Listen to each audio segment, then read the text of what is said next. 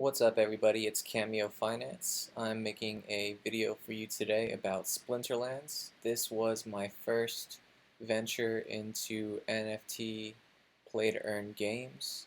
This was the first one that I heard about and, uh, and it was actually really fun. I grinded really hard for about 3 days and then I kind of forgot about it because I was playing some other games like Crypto Blades and collecting polychain monsters and doing research and learning about that. Um, but yeah, checking on my Splinterlands accounts, this thing has really been going nuts these last few days, and so I want to take a look at a few of the ways that I used to earn. I mean, in total, I maybe played this game for 20 hours. I put in about $150 to start, maybe a little bit less, $120, and yeah, let's round that at $150. I would say was my buy-in for Splinterlands. And what I bought with that $150 is that I bought $50 worth of cards. Um, they give you a base set, so you don't have to buy cards if you don't want to, but there's some really cool cards that aren't in the base set that you can buy, and some of them you can buy for as little as 25 cents at the moment. With some of the cards going up to the thousands. This one's $5,000. It's probably extremely rare and very powerful. Um, but yeah, those are for the more power collectors. I think you can really build a cool set of cards, still very cheap, and they're even coming out with a new booster set. With the price of cards on the rise, people are going to be looking for those booster packs. And so in just the last day of their booster pack sale, they sold 20,000 packs in one day last week.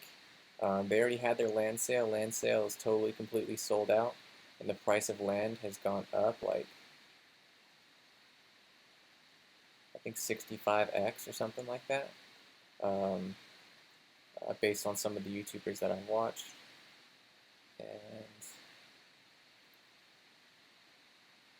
you can rent cards as well. Renting cards is super cheap depending on which ones that you rent, and it's really easy to do. There's no gas fees on the Hive network, which this is built on, so I think that's a really great entry point for a lot of people. A lot of these other pay to play to earn games would require transaction fees every time that you play, but this one you can play as much as you want all day, and all you really do is earn, um, which is really cool.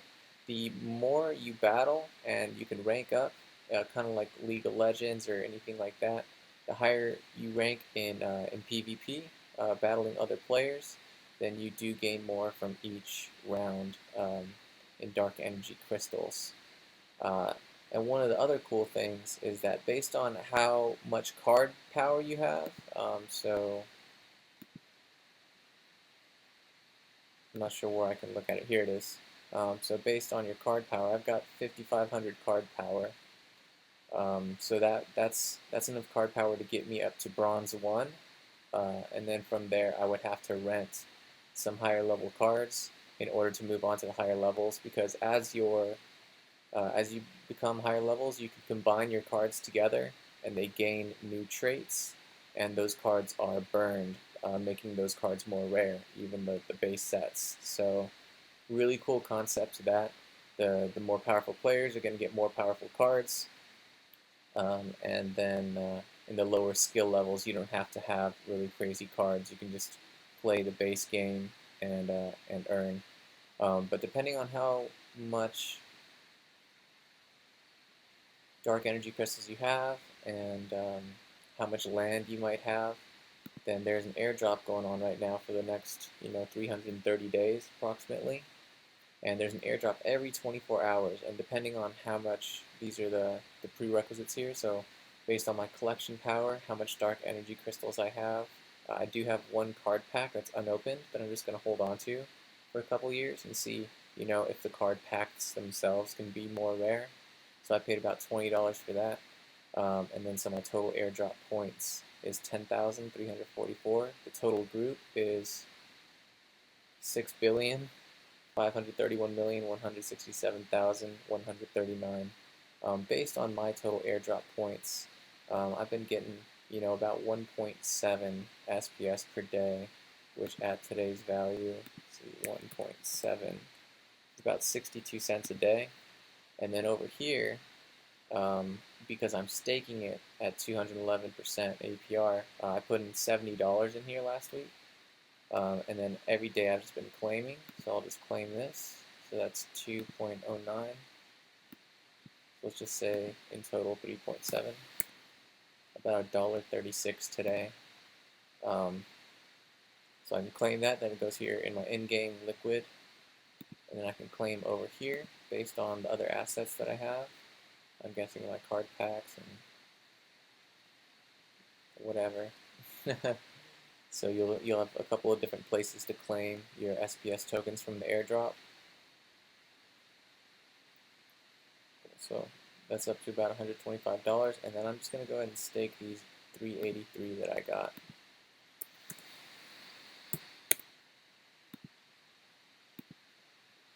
So yeah, it's kind of 3.83, 141. So $1.41 per day that I can reinvest daily into. So I'm doing my own sort of compounding here. And so when I first bought in, I had under 300 SPS tokens, but every single day I've been going in here and reinvesting. And the price of the SPS token has been going up. Today it's up 17%. It's been super volatile, but for the most part it's been going up, which is really cool. And they got some new updates on the way, new packs are coming. I think the gameplay here is really solid. I will make a video about battles and how I grinded through silver all the way up to gold in one day, renting like a $5 deck of cards. So, yeah. And how to maximize your rewards. I'll give you the tip now. You want to go to the shop and check out the potions. And the quest potions are what you want to have. They're about 75 cents each if you're in a guild. You can pay with US dollars here in PayPal to buy credits, and then with those credits you can buy the quest potions. And then when you do battle, I've almost finished my quest here, but let's say I did the 5 death quests for the day, do 5 PvP battles with the death splinter, and you get some chests. You get 3 chests, I believe. If you have the potion active, which just means if you have a potion in your inventory, instead of 3 chests, you'll get 8 chests. And in those chests, there can be anything. There can be legendary cards in there. There can be dark energy crystals. There could be more potions, and then you can have other potions that whenever you're doing any types of unboxings or opening packs, it helps you get rarer cards. So all of the potions that I have, I didn't buy any of those, but legendary potions, I've got 12 charges just from doing my daily quests. So same with the alchemy potions, improves the rate of gold foils to drop. And it says anytime cards are generated, so I'm thinking every time these are active is even doing the daily quests, because I've gotten quite a few rare drops. And I put about $50 into my cards about a week ago, and now the total value of my collection is $163, and that is because I've been adding cards to the collection just with my daily quests. I haven't been buying anymore. I spent about $50, $60, and it's up to $163 using list prices, or bare minimum $152 using the market average. So there's a really cool site, Peak Monsters. They even have it listed on the official homepage somewhere in here. Here it is on the marketplace. You can go to Peak Monsters. So they love having these competitive marketplaces and really good rarity tools to kind of check the price action on these. Like you can view the card, you can view the rarity, how many are available in the market, and you can see what the bids are. So really, really cool tool. I think this bid and low buys is really good way to gauge. To put in, you can actually put in some bids here. So that's how I got a few of my cards. Is I would find cards that had a big discrepancy between the low buy and the bid, and then, if someone panic sells, you might scoop up a $16 card for maybe, $4 or $5, depending on what the bids are. But yeah, I'm super impressed to see how this card collection is growing. As more and more people get to higher levels and start combining these cheaper cards, they'll buy up 20 cards at 25 cents each in order to combine them to make like a level 7 of their favorite card. So if we look through the marketplace here, you can click on a card and you can see the ones that are available. This one is level 10. Someone has burned 400 card power. So they probably had to burn approximately 400 cards in order to get to that point. What lets you know here,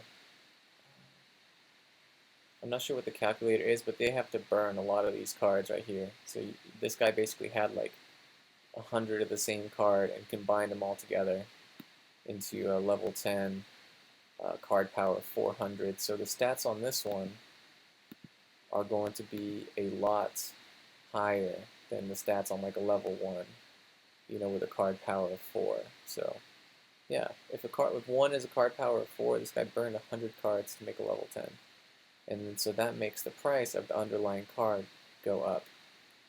So there's not too many of these high level ones on the market. It's not a rare, it's a common card, so the price is not very high. But even the price of these, I do expect to go up as more people join the game. And yeah, same with some of these other cards. These 50, 40 cent, 65 cent cards, these could all be, $20 cards in the future, depending on how rare it is and how much people like to use it. I really like to use two of the best ones that I came up with, just based on my playing style, is if we go to my collection, let's look at my gold. These are my favorite cards. Goblin Shaman on my Death Scene and Maggots. This one right here especially, because it looks like a useless card.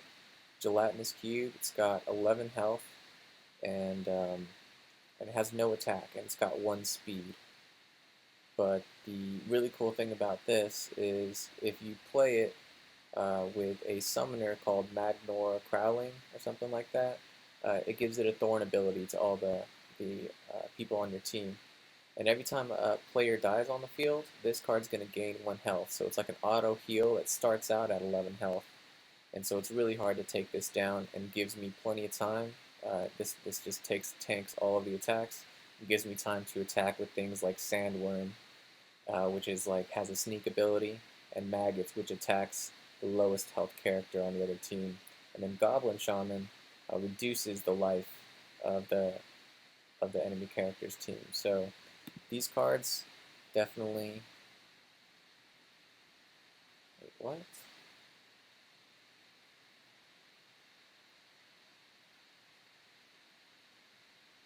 Only. Okay, this one is delegated to me. I was like, this is a really expensive card. But yeah, I own this one. I bought this one for less than $16, and now the low buys are coming in at $31. And Sandworm, I bought for less than $16. Now it's going for $27. So everybody should have a Sandworm, a Gelatinous Cube, and a Chicken as on their team. So even the Chicken, it's a common card. Let's see, where is it?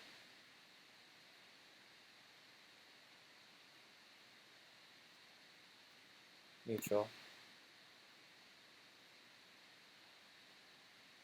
Where's the market? Let's go to my collection.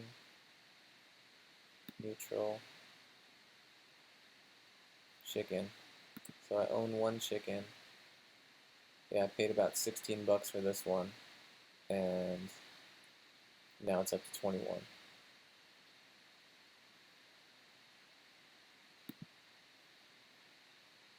So yeah, a lot of potential I see in this one. It's got really cool marketplaces. They're really easy to use once you get set up on the Hive blockchain.